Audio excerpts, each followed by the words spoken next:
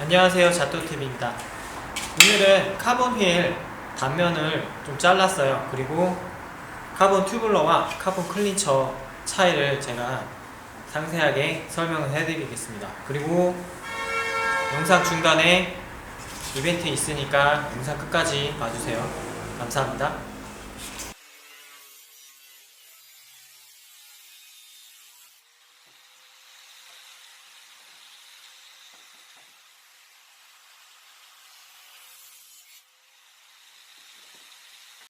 잠깐! 영상 보기 전 자또TV 좋아요와 구독 부탁드려요. 자, 잘 보이시죠? 이제 카본 클린처 휠셋인데요. 제가 단면을 좀 잘랐습니다. 이 보시면은 구조가 일반 알루미늄 림하고 큰 차이가 없어요. 이렇게 타이어를 장착하고요. 그 속에 튜브가 들어가고 그 압력을 이 카본 휠에 비드가 버텨주는 형식이에요. 카본 클린처는 그렇고요. 카본 클린처 같은 경우에는 이렇게 공기압을 버티고 이 브레이크에 마찰을 버텨야 되기 때문에요. 이 부분이 보강이 가장 중요하고요. 그리고 스포크를 잡아주는 이 아랫부분도 굉장히 두꺼워야 합니다. 그래서 카본 클린처가 같은 휠셋은 보통 보면은 카본 클린처가 더 무겁죠? 이런 부분들이 보강이 더 들어가서 그렇고요.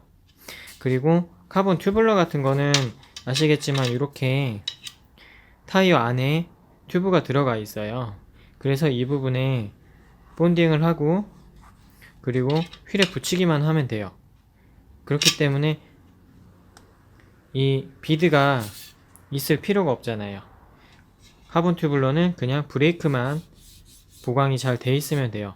그렇기 때문에 무게를 더 가볍게 뽑을 수 있어서 가벼운 휠을 찾으시려면은 카본 클린처보다는 카본 튜블러를 추천하는데요. 다만 튜블러보다는 클린처가 이 타이어라든지 튜브 같은 게 좀 유지 보수하기가 편하고 비용도 저렴하니까 요새는 카본 클린처를 많이 쓰는 추세죠. 카본 튜블러는 여기서 요 비드가 없다고 생각하시면 될 것 같아요. 그냥 이 면에 본드 칠해서 얘가 붙기만 하면 되거든요. 클린처랑은 다르죠. 옆면은 굉장히 얇아요. 손으로 눌러도 이렇게 눌리는 게 보이죠? 가끔 라이딩 하다 보면 옆 사람이 조그만 돌멩이를 밟아서 핑 하고 튕겨서 림에 맞잖아요. 그러면은 운이 좋으면은 아무 상처 없이 지나치는데 어쩔 때는 여기가 돌멩이 자국이 나거나 뭐 깨지거나 하는 경우도 있어요. 이게 얇기 때문에 충분히 그럴 수 있거든요. 뭐 큰 상처가 아니면은 그냥 타는데 지장이 없는데 만약에 이제 크게 깨지면은 이렇게 깨져버리면은 이제 이런 부분들은 카본 수리 업체에 보강을 해서 쓰면은 뭐 성능에는 크게 지장이 없죠.